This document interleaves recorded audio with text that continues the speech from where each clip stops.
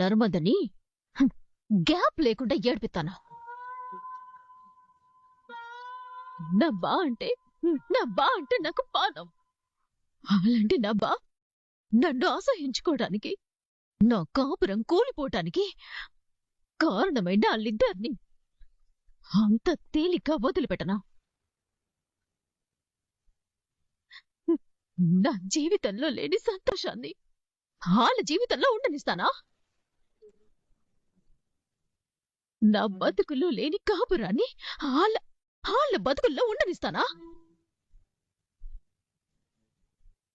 ఆ ప్రేమ నర్మద నాకు నా బావకి మధ్య ఎలాగైతే దూరం పెంచి నా కాపురాన్ని కూల్చారో, నేను కూడా వాళ్ళకి వాళ్ళ మొగుళ్ళకి మధ్య అలాగే దూరం పెంచుతాను. వాళ్ళ కాపురాన్ని నిలువున కూల్చేతాను.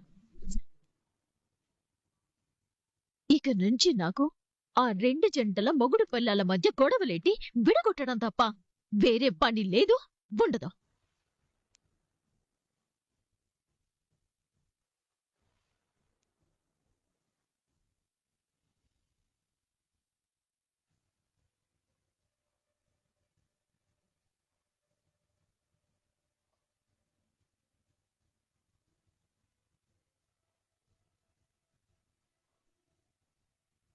ఏంటి? కోర్టులో కేసు వాపస్ తీసుకుందా? ఎందుకు? అది అర్థం కాకే కదా అందరం షాక్లో బుర్రలు బద్దలు కొట్టుకుంటుంది. మాట్లాడవేంటి? కోర్టుకు వెళ్ళేటప్పుడు మామూలుగానే ఉన్నావు, కోర్టులో కూడా వాడి మీద కోపంగానే ఉన్నావు. మరి కరెక్ట్గా జడ్జి గారు తీర్పు చెప్పి వాడికి శిక్ష పడే టైంలో కేసు ఎందుకు వాపస్ తీసుకున్నావు చెప్పు. ఒకవేళ కేసు వాపస్ తీసుకోమని ఎవరైనా బెదిరించారేమో. ఆ విషయమైనా చెప్పి తగలడాలి కదా. శ్రీరామ శ్రీరామ శ్రీరామ అంటే అన్నానంటావు గాని అలా ఉలుకు పలుకు లేకుండా బొమ్మలా ఉంటే ఏంటి అర్థం?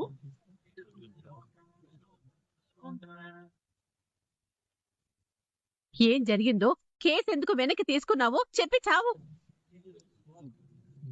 లేకపోతే ఏం జరిగిందో మా అందరికి ఎలా తెలిసేస్తుంది? సమాధానం చెప్పవేంటి అమూల్య? ఆ విశ్వగాడు ఎంత విధవో నీకు తెలుసు. నిన్ను కిడ్నాప్ చేసి నీ భవిష్యత్తు నాశనం చేయాలని చూశాడు. అలాంటి ఎదవులకి బుద్ధొచ్చేలా చేయడం కోసం జీవితాంతం శిక్ష పడేలా చేయాలి. కానీ కేసు వాపస్ తీసుకుని వాణ్ణెందుకు కాపాడావు? అంటే ప్రతి మనిషికి మారటానికి రెండో అవకాశం ఇయ్యాలని అంటారు కదా బా.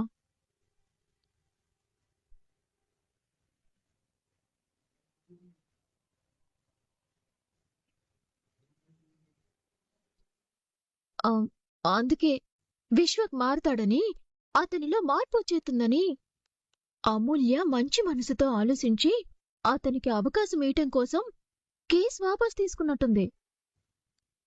మారతారులే అని కొంతమందికి అవకాశం ఇవ్వడం అంటే పాముకి పాలు పోసి పెంచడమే. కుక్కతోక వంకర్లాగా వాళ్ళు వాళ్ల బుద్ధి చచ్చినా మారి తావు. ఇచ్చిన అవకాశాన్ని అదునుగా తీసుకుని గోతులు తవ్వుతారు, కొంపలు కూలుస్తారు. నువ్వు చెప్పింది అక్షరాల నిజమమ్మా. అలా ఒళ్ళంతా విషం నింపుకున్న వాళ్ళని క్షమించి వదిలేయడం కంటే పెద్ద తప్పు మరొకటి ఉండదు.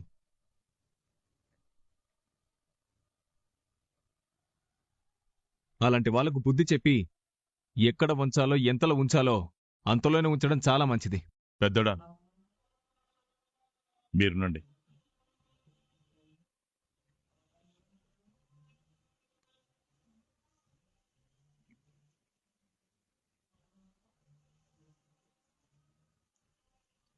చూడమ్మా, ఇది నీ మీద కోపంతో అడగట్లేదు, నీ జీవితం గురించి భయంతో అడుగుతున్నాను. గతంలో ఆ విశ్వగాడు నిన్ను వేధిస్తున్న విషయం నువ్వు మాకు చెప్పకుండా దాచిపెట్టావు. దానివల్ల వాడు నిన్ను కిడ్నాప్ చేసే పరిస్థితి వచ్చింది. అప్పుడు ఒకవైపు పరువు పోయిన పరిస్థితి, మరోవైపు మా ప్రాణాలు పోయే పరిస్థితి. అందుకే మరోసారి నీకు మన కుటుంబానికి అలాంటి పరిస్థితి రాకూడదని అడుగుతున్నాను. నిజం చెప్పమ్మా, నిజం మాత్రమే చెప్పు. కేసు వెనక్కి తీసుకోమని నిన్నెవరన్నా బెదిరించారా? నాన్న, నా విషయంలో విశ్వా చేసింది క్షమించారని తప్పే. ఇప్పటికీ వాడి మీద నాకు కోపం అలాగే ఉంది. ఎప్పటికీ ఉంటుంది. ఈ జన్మలో వాణ్ణి నేను క్షమించను. మరలా అనుకున్నప్పుడు కేసెందుకు వెనక్కి తీసుకున్నావు? వాడు చేసిన తప్పుకి ఆ కుటుంబం మొత్తం శిక్ష అనుభవించడం నాకిష్టం లేదు. బుద్ధి లేకుండా మాట్లాడుకో. నీ విషయంలో వాడు చేసిన తప్పుకు మన కుటుంబం అంతా బాధపడలేదా, ఏడవలేదా? నీ జీవితంలో ఏమవుతుందో ఏంటనే భయంతో నాన్న చావు బ్రతుకుల దాకా వెళ్ళొచ్చాడు. ఆ విషయం మర్చిపోయావా నువ్వు?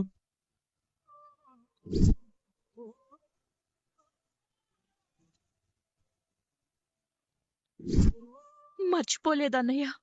అందుకే ఆ రోజు నాన్న లాంటి పరిస్థితి ఆ ఇంట్లో ఎవరో ఒకరికి రాకూడదనే కేసు వాపస్ తీసుకున్నాను.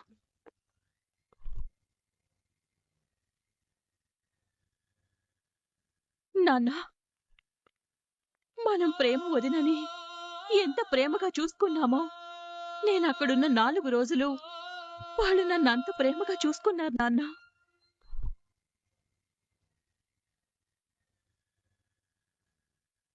వాళ్ళు మంచివాళ్లే నాన్న. కాకపోతే అనవసరమైన పంతాలతో రోజు గొడవలు పడుతున్నారు. ఆ గొడవలు ఇంకా పెద్దవవ్వకూడదనే నేను కేసు వాపస్ తీసుకున్నాను. దయచేసి అర్థం చేసుకోండి నాన్న. ఇక ఈ విషయాన్ని ఇక్కడితో వదిలేయండి ప్లీజ్.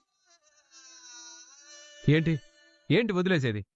నువ్వు చేసిన బుద్ధి లేని పని వల్ల ఆ విశ్వగాడికి కొమ్ములు వస్తున్నాయి. వాడికి ఇంకా పొగరెక్కువయ్యి రేపటి నుంచి మా ముందు కాలర్ ఎగరేస్తాడు. తెలుసా నీకు? రేయ్ చిన్నాడా, నువ్వుండు. అమూల్య వయసులో చిన్నదైనా సరే చాలా గొప్పగా ఆలోచించింది. ఇకనైనా బుద్ధి తెచ్చుకుని వాడు మారితే వాడే బాగుపడతాడు, లేదంటే వాడి కర్మ. క్షమించి వదిలేయడం అంటే మనం తగ్గినట్టు కాదురా, వాడికి జీవితాన్ని భిక్షగా పడేయడం. ఈ కేసు గొడవ మర్చిపోయి అమూల్య ప్రశాంతంగా ఉంది కదా, మనకు కావాల్సింది కూడా అదే కదా. ఇక ఈ విషయాన్ని ఇంతటితో వదిలేయండి. అమ్మా, లోపలికెళ్ళు.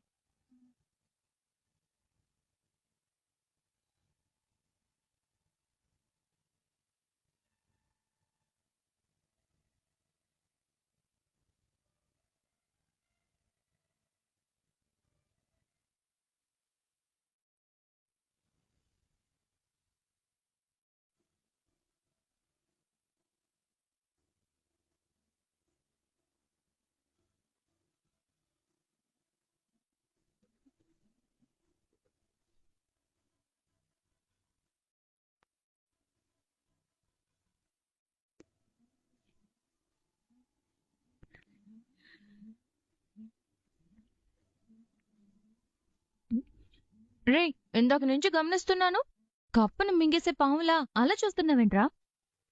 ఇదంతా నీ పనే కదూ? అవును, నా పనే. నేనే కదా బెడ్ అంతా సరిచేశాను. నువ్వు దున్నపోతులా చూసావే తప్ప కనీసం హెల్ప్ చేయను కూడా చేయలేదు. నేను మాట్లాడుతుంది నీ ప్లాన్ గురించి. ప్లానా? ప్లాన్ ఏంట్రా? ఏ విషయం గురించి నువ్వు మాట్లాడుతుంది? కేసుని వాపస్ తీసుకోమని మా చెల్లికి చెప్పింది నువ్వే కదా? రే, ఏం మాట్లాడుతున్నావురా నువ్వు? మీ అన్నగాడికి శిక్ష పడకుండా కాపాడుకోవడం కోసం నువ్వే ఇదంతా చేసావని నాకు తెలుసు. రే రే ప్రామిస్ రా, నాకే పాపం తెలీదురా. మొన్న మా అమ్మ ఇక్కడికొచ్చి కేసు వాపస్ తీసుకోమని అడిగినప్పుడు కూడా నేను మా అమ్మని వెళ్ళిపోమ్మని చెప్పాను కదరా. అప్పుడు వెళ్ళిపోమని చెప్పావు, కాని తర్వాత చాప కింద నీరులాగా కథ మొత్తం నడిపావు. రే, ఒట్టురా, నన్ను నమ్మురా. అట్టు వేసినంత ఈజీగా నువ్వు ఒట్టేస్తే నేను నమ్ముతానని అనుకో. నువ్వు ఎక్కడున్నా సరే మీ వాళ్ల తప్పుల్ని వెనకేసుకొస్తూ వాళ్ళని కాపాడుకుంటూ వస్తావని నాకు అర్థమైంది. అందుకే ఇక ఈ ఇంట్లో నువ్వు ఒక్క క్షణం కూడా ఉండడానికి వీల్లేదు. నడు, మర్యాదగా ఇక్కడి నుంచి నడు. రే రే రే రే రే, నాకే పాపం తెలీదంటుంటే నమ్మవేంట్రా? నువ్వు ఏ గుడికి రమ్మంటే నేను ఆ గుడికి వస్తాను. ఏ దేవుడి మీద ప్రమాణం చేయమంటే ఆ దేవుడి మీద ప్రమాణం చేస్తాను. చెప్పు, నిన్ను నమ్మించడం కోసం నన్ను ఎక్కడ ప్రమాణం చేయమంటావో చెప్పు. చెప్పురా.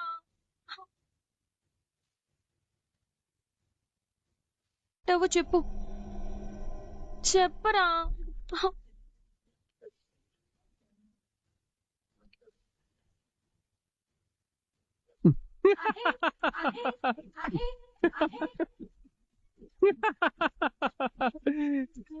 నిన్ను ఆట పట్టించడం కోసం సరదాగా అన్నానే. ఏడోకే. సచ్చినోడా, నువ్వు నన్ను అపార్థం చేసుకున్నావని నేనెంత బాధపడ్డానో తెలుసా?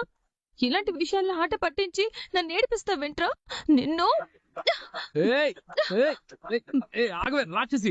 ఏయ్, ఆగు. అరే దెబ్బలు కాదురా, నన్ను ఏడిపించినందుకు నీకు రక్తం వచ్చిన తప్పలేదు. ఏయ్, నిన్నే కొడతావంటే నిన్ను. ధీరజ్, చెక్కలు తిరిగా ఉందిరా. వద్దురా ప్లీజ్, వద్దు ధీరజ్, ఆపు. అయ్యో ధీరజ్, రే చిన్నోడా, ఆ,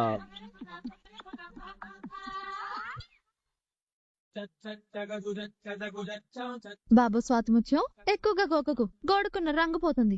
ఆ,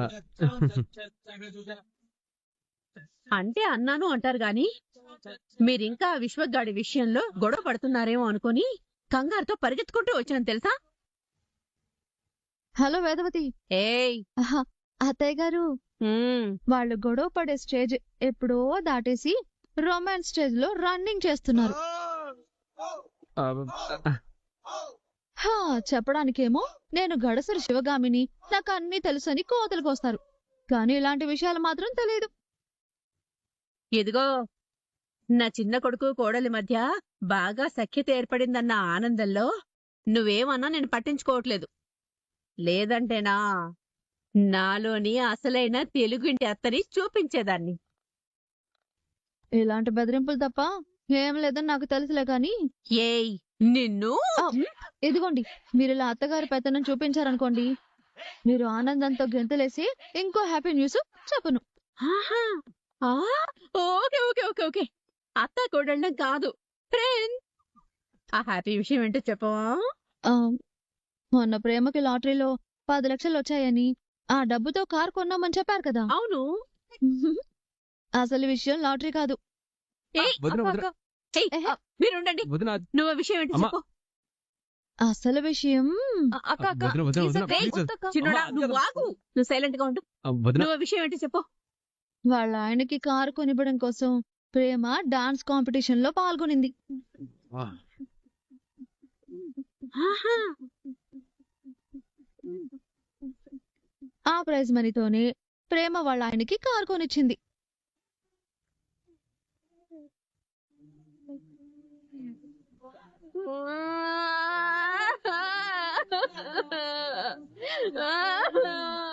అమ్మా. హలో, అయోమయం అమాయకపు అత్తగారు, ఇంత హ్యాపీ న్యూస్ చెప్తే గాల్లో తేలినట్టుందే అని డాన్స్ వేయాల్సింది పోయి చాక్లెట్ పోగొట్టుకున్న చిన్నపిల్లల ఏడుస్తున్నారేంటి? నా చిన్న కొడుకు నా దగ్గర ఏది దాచడు అనుకుని తెగ మరిసిపోయేదాన్ని, కానీ వీళ్ళు కూడా నన్ను మోసం చేయడం మొదలు పెట్టారు. అయ్యో, అత్త. అమ్మా, మోసం కాదు, లోక కళ్యాణం కోసం కొన్నిసార్లు కొన్ని విషయాలు చెప్పలేం. అర్థం చేసుకోవాలమ్మా, ప్లీజ్. ఆ రోజు ప్రేమ మెళ్ళో తాళి కట్టనా అని నేను అన్నప్పుడు ఎవరినైనా పెళ్లి చేసుకుంటాను గాని ఈ రాక్షసుని మాత్రం పెళ్లి చేసుకోనని నువ్వు అన్నావు. ఇక నువ్వైతే చావనైనా చేస్తాను గాని వీడితో తాళి కట్టించుకోనని బీభత్సం చేసావు. ఏయ్, ఇటు రావే. కూర్చో. ఆ రోజు ఇష్టం లేకుండా మొదలైన మీ పెళ్లి ప్రయాణం ఈ రోజు ఒకరి కోసం ఒకరు బ్రతికేలా చేస్తోంది. ఆ మోపిదేవి అమ్మవారి సాక్షిగా ముడిపడిన మీ పెళ్లి బంధం ఆ తల్లి ఆశీస్సులతో ఎప్పుడు ఇలాగే అన్యోన్యంగా సంతోషంగా ఉండాలిరా. ఉమ్, ఉమ్.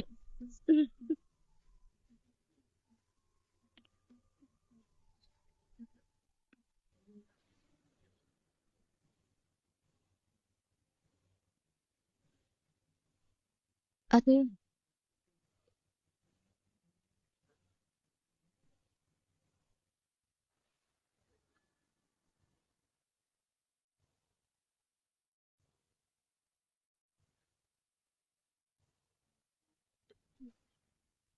మొత్తం వినేసినట్టుంది అత్తయ్య.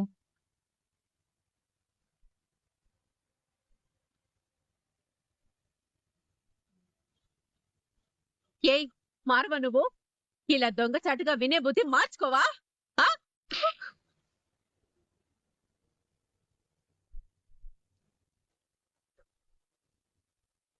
పాటలు ఇట్టే పనిచేస్తున్నాను అత్తయ్య. మీరేం మాట్లాడుకుంటున్నారు? నిజంగా నేను వినలేదు. తప్పలేదులేండి అత్తయ్య. నా మీద మీకు ఒక అభిప్రాయం ఉంది కాబట్టి ప్రతి దానికి మీరు నన్ను కోపంగానే చూస్తున్నారు. అది సహజం. అయినా మీరు నన్ను కొట్టినందుకు నేనే ఫీల్ ఇవ్వట్లేదులేండి అత్తయ్య. మా అమ్మాయి కొట్టిందనుకుంటాను. గతంలో నేను చేసిన తప్పులకి ఏదో ఒక శిక్ష అనుకుంటాను.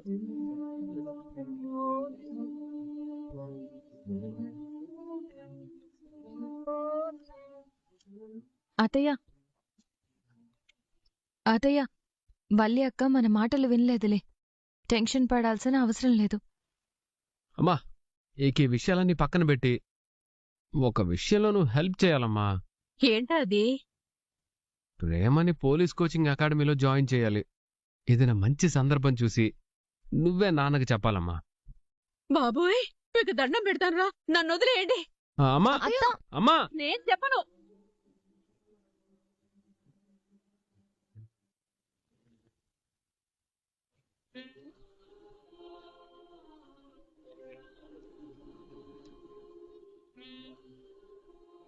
అతనికి శిక్ష పడి జైలుకు వెళ్తే అంతకంటే పెద్ద శిక్ష అతని కుటుంబానికి పడుతుంది. మామూలుగా అయితే అమూల్యకి నన్ను చంపాలన్నంత కోపం ఉంది. మరి నా మీద అంత కోపం ఉన్న తను కేసు ఎందుకు వెనక్కి తీసుకున్నట్టు?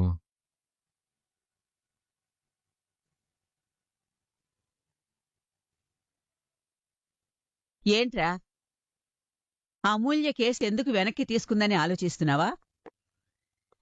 మీ అత్తకి మీ నాన్నకి నీకు భయపడిపోయి అమూల్య కేసు వాపసు తీసుకుందని మీరందరూ అనుకుంటున్నారు.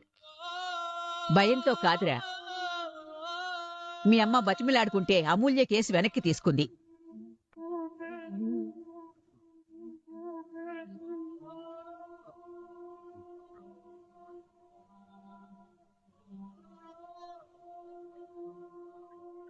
అమ్మా అమ్మా అమ్మా అమ్మా అమూల్య.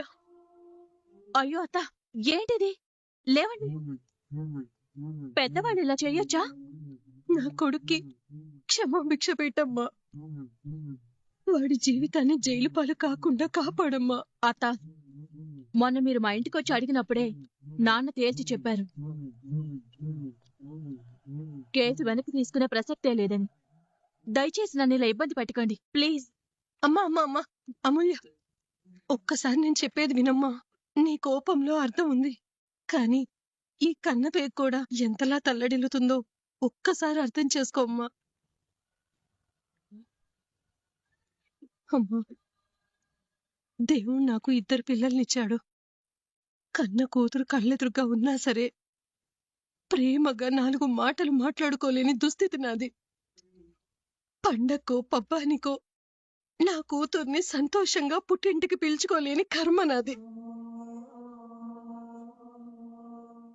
ఇప్పటికే నా కూతురు విషయంలో పుట్టెడు దుఃఖాన్ని అనుభవిస్తున్నాను. మంచోడో చెడ్డోడో కొడుకు కళ్ళ ముందున్నాడు. ఇప్పుడు వాడి జీవితం జైలు పాలైతే నా కడుపు కోతని భరించటం, తట్టుకొని బతకడం నా వల్ల కాదమ్మా.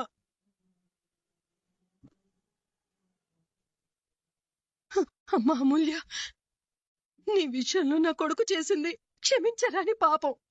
క్షమించమని నిన్ను అడిగే అర్హత కూడా నాకు లేదు. కానీ నువ్వు వాణ్ణి క్షమిస్తే నేను నా కొడుకుని మార్చుకుంటానమ్మా, మార్చుకుంటాను.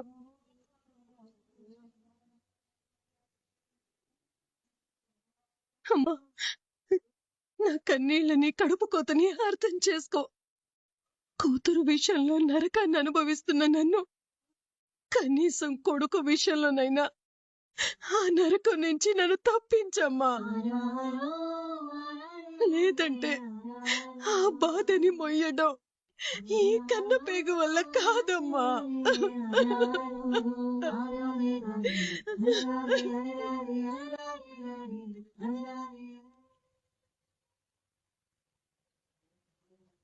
నువ్వు అమూల్య బతుకుని నాశనం చేయాలని చూసావు. మామూలుగా అయితే నువ్వు అమూల్యని పెట్టిన బాధకి, నీ కారణంగా తను అనుభవించిన మానసిక క్షోభకి ఈ జన్మలో నేను క్షమించదురా. నువ్వు జీవితాంతం జైల్లో నరకం అనుభవించేవాడివి. కానీ ఈ అమ్మ కన్నీళ్లను అర్థం చేసుకొని తను నీకు కొత్త జీవితాన్ని ఇచ్చింది. ఇప్పటికైనా అర్థమైందరా అమూల్య ఎంత మంచిదో? అంత మంచి అమ్మాయి జీవితాన్ని నాశనం చెయ్యాలని ఎలా అనుకున్నావురా? ఒరే, అటు మీ అత్త, మీ నాన్న, ఇటు నువ్వు ప్రతి క్షణం రామరాజు కుటుంబం మీద పగతో రగిలిపోతున్నారు. ఏదో ఒక విధంగా వాళ్ళకి హాని చేయాలని చూస్తున్నారు. వాళ్ళు కూడా అలాగే పగతో మన కుటుంబం మీద రగిలిపోయి మన కుటుంబానికి హాని చేయాలని చూస్తుంటే ఈ రోజు నువ్వు ఇంటికొచ్చేవాడివి కాదురా. హాని చెయ్యాలని చూస్తున్న వాళ్ళని కూడా బాగుండాలని కోరుకునే మంచి మనుషులురా వాళ్ళు. అందుకే ఈ పాటికి జైల్లో ఉండాల్సిన వాడివి ఇంట్లో ఉన్నావు. ఇప్పటికైనా పగలు పంతాలు పక్కన పెట్టి కనీసం నువ్వైనా మారి చావరా. అన్నిటికన్నా ముఖ్యంగా రామరాజు కుటుంబం మంచితనం గురించి తెలుసుకో.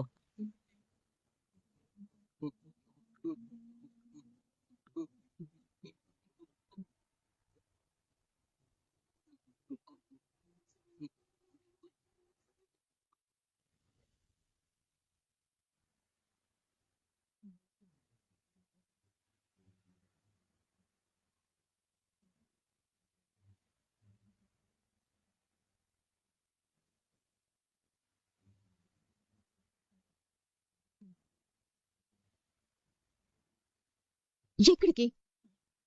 రోజు బొట్టు పెట్టి చెప్పాలా? కనపడట్లేదా బయట పడుకోవడానికి? అక్కర్లేదు, ఈయనే పడుకో. ఏంటి నోర్లేస్తుందేంటి? నీకు ఆల్రెడీ చెప్పాను, మన నలుగురిలోనే భార్య భర్తలం, నాలుగు గోడల మధ్య కాదు.